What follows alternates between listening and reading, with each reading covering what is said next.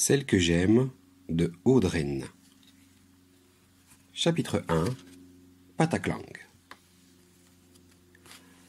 Lundi, pour la première fois depuis que je la connais, Lison a déjeuné à la cantine. Elle a grimacé devant les saucisses. Timidement, elle a dit à la cantinière « Je ne prendrai que des légumes, s'il vous plaît. Je suis végétarienne. » Alors, pataclang. Sidéré, j'ai lâché mon plateau. Tous les enfants m'ont regardé.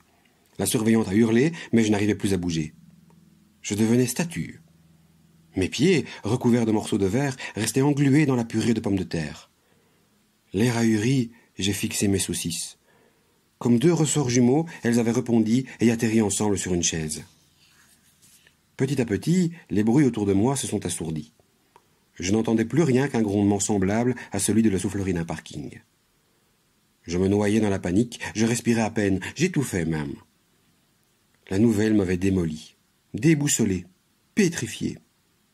Mon pauvre cerveau, dur comme un fossile, ne fonctionnait plus du tout.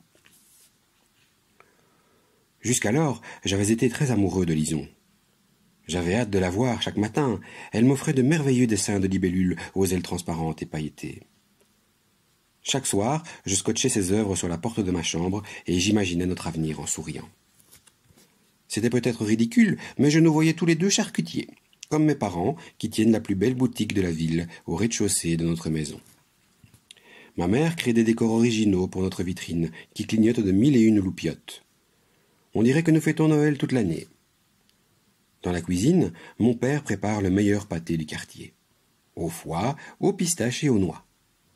Maman propose à nos clients d'excellents plats cuisinés. Ils apprécient sa gentillesse et ses sourires ensoleillés. Mes parents sont tellement heureux de travailler ensemble, ils se complètent parfaitement. Maman fait tout ce que papa ne sait pas faire, papa fait tout ce que maman ne sait pas faire. Jusqu'à ce midi, j'avais toujours pensé que Lison saurait me compléter un jour, de notre belle charcuterie. Chapitre 2. Douloureuse terrine. Je n'avais jamais parlé de mes projets, ni du métier de mes parents à Lison. Mais elle, en quelques mots, venait de démolir mon rêve. Maintenant, je devais choisir, Lison ou la charcuterie. Un choix douloureux, impossible. Lison était intelligente et si jolie. Mais la charcuterie, c'était ma vie, mon bonheur, mon envie. Avec mes parents, j'apprenais le métier. Je concoctais de délicieuses terrines. Je tranchais le jambon à la machine, je préparais la gélatine et les pommes mousselines. Après l'incident de la cantine, comme je ne pouvais pas avouer à Lison que j'adorais ce qu'elle détestait, j'ai décidé de ne plus jamais lui adresser la parole. Pour ne pas la rencontrer, je me suis caché dans les toilettes, jusqu'à la fin de la récréation. Puis, à 4h30, quand la sonnerie a retenti, je suis rentré chez moi, en courant, sans me retourner. J'ai pleuré dans mes bras croisés, sur mes cahiers, sur mon oreiller. Le lendemain matin, j'avais les yeux tout gonflés. Maman, qui ne connaissait pas l'objet de ma peine, a pensé que j'étais allergique au pollen. Alors, je suis resté au lit, bien à l'abri. Chapitre 3. Les grands yeux des libellules. J'avais beau me protéger sous la couette, Lison revenait sans arrêt dans ma tête. Sur ma porte, les grands yeux noirs de ces libellules me fixaient. Je revoyais ses jolies mains qui dessinaient si bien et son grain de beauté, comme un minuscule confetti sur le bout de son nez. Pour oublier Lison, je me suis promis de ne plus jamais retourner en classe.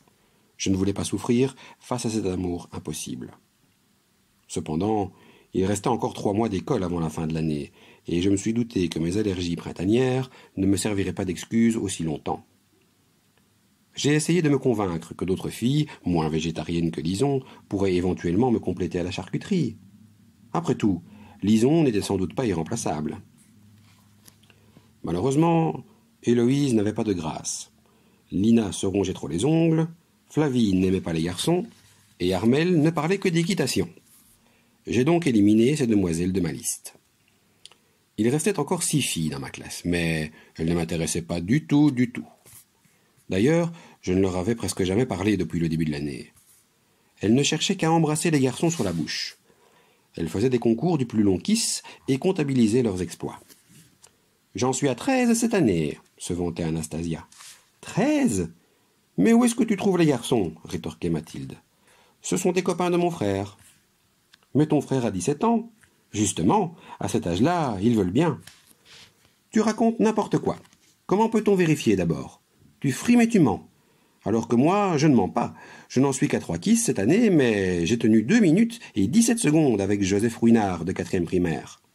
Et tout le monde peut le confirmer. Sarah nous a même chronométrés. Je ne pouvais pas envisager de passer ma vie avec de telles idiotes. Personne ne saurait donc prendre la place de Lison dans mes rêves. Chapitre 4. Lardon et pollen.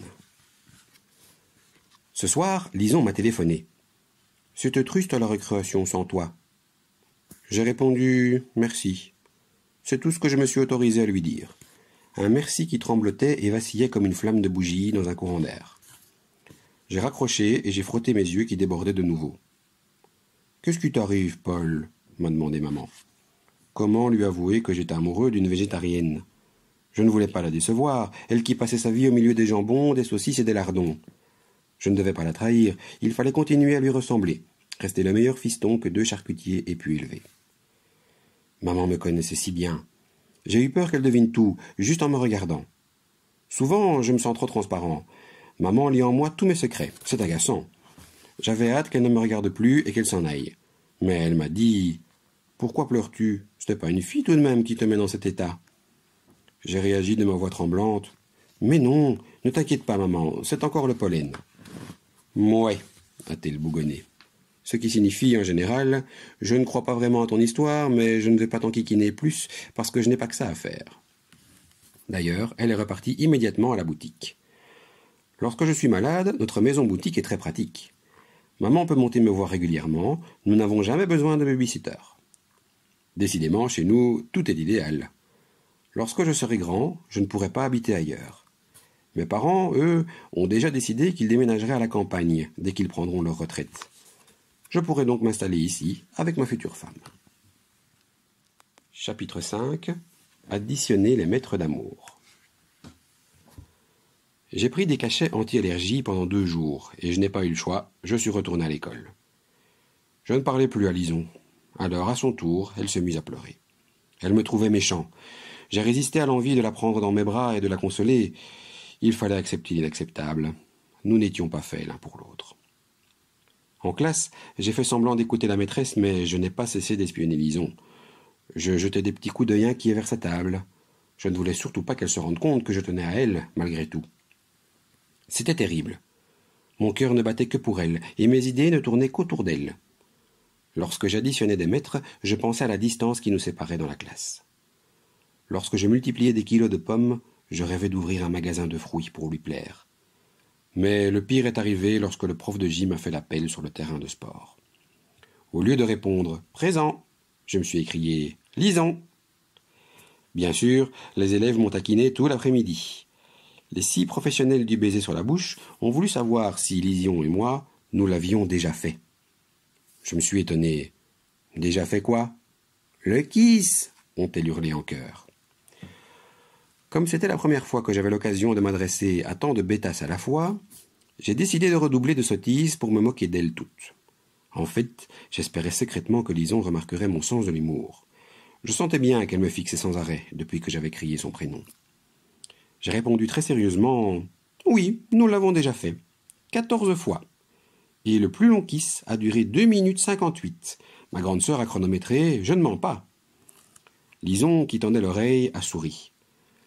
Les 6 embrasseuses ont blêmi de jalousie, frappé du talon, fait grincer leurs dents. Puis, flanquant leurs mains sur leurs hanches pour se donner plus d'épaisseur et d'importance, elles se sont dirigées vers Lison, de l'autre côté du terrain de volley. Il s'agissait de vérifier mes dires. Malgré le silence vexant que je lui réservais ces derniers temps, Lison a confirmé mon mensonge. Puis, elle est passée de mon côté du terrain pour ramasser le ballon et me faire un clin d'œil.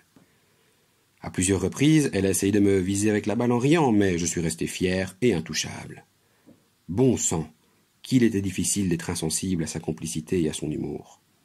Cette fille était décidément parfaite. Je souffrais tant de la connaître. Chapitre 6. Les saucisses et le confetti.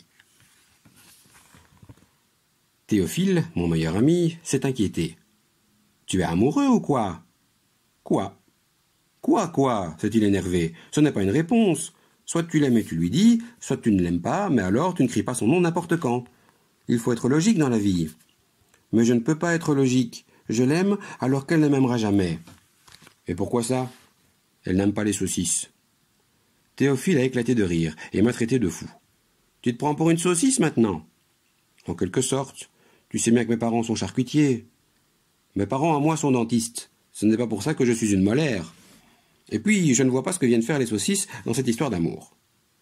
Les saucisses ont détruit mes rêves. Théophile m'a touché le front. Il a tout de suite soufflé sur sa main. « Ouh, tu es fiévreux. Tu délires complètement. » Avant de rentrer à la maison, Lison s'est collée à moi dans le rang que nous avions formé pour regagner la porte de l'école. « Quand est-ce que tu vas me reparler? Je sais que tu en meurs d'envie. » Je n'ai rien répondu. J'ai regardé devant moi et j'ai essayé de faire la tête. Mais elle m'a chatouillé. J'ai pressé le pas pour éviter de sourire, j'ai doublé les autres et je me suis enfui en courant. De nouveau j'ai pleuré, de nouveau j'ai souffert, de nouveau je n'ai eu dans la tête que les mains de Lison qui dessinent et le mini confetti qui décore le bout de son nez. J'étais obsédé. Pour l'oublier, j'ai regardé un film drôle. Mais rien ne parvenait à me faire rire. Vite j'ai avalé mon dîner et je me suis couché, tout habillé. Chapitre 7. Oui! Le lendemain matin, sous la porte de la charcuterie, j'ai découvert un beau dessin de libellule accompagné d'un petit mot. Théophile m'a parlé de ton étrange problème de saucisse, alors je t'ai suivi jusqu'ici et j'ai tout compris. Je t'aime comme tu es. Lisons. Je suis parti à l'école en sifflotant.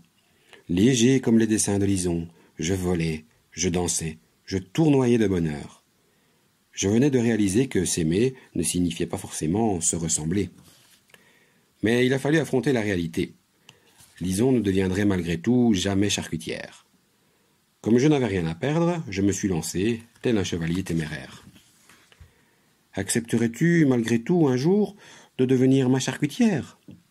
Oui, m'a-t-elle répondu sans hésiter. On ouvrirait la première charcuterie végétarienne. On y vendrait du jambon de soja, du pâté de luzerne, des tas d'aliments qui n'existent pas encore. Du saucisson des fleurs. J'étais content de ma trouvaille, content de plaire à Lison qui me regardait avec tendresse. Du boudin de fruits rouges, a-t-elle surenchéri en riant. Ainsi avons-nous rêvé ensemble toute la matinée. J'ai compris alors que, entre Lison et moi, c'était parti pour la vie. J'ai pleuré encore, mais, cette fois, des larmes de joie. Et je suis rentré chez moi. Comme mes yeux étaient un peu bouffis, pour rassurer maman une dernière fois, j'ai dit « C'est à cause des pollens, à mon avis. » Fin.